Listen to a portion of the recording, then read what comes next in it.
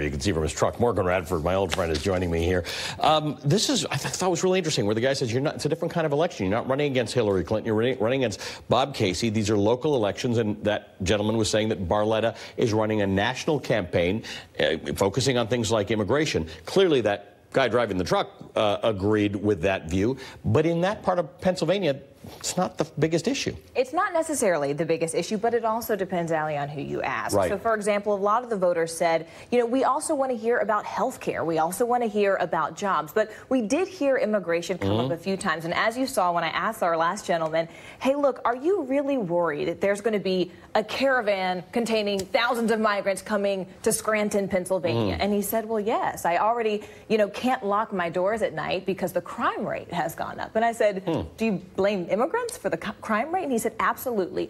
Illegal immigrants I blame for the crime rate. We're okay if you come legally, but if you come illegally, you are my biggest So that's concern. interesting, because when you talk about the economy or you talk about health care, it's remarkably experiential, right? I often say the economy is your economy, whatever economy you happen to be feeling, right?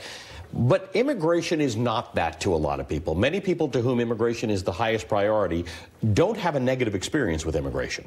Which is what's interesting, right? Because I've been covering these MAGA rallies, and seems to boil down to, just as a reporter watching this, is about safety. Not only safety in terms of your personal and social position, but also in terms of your pocketbook, and in some cases crime. But we're kind of seeing people create these oppositions out of things that they've not necessarily seen. Otherness. And otherness. Which, by the way, we've seen all through history, in Germany, in Rwanda, in the Balkans, and otherness when people feel insecure, identify some group.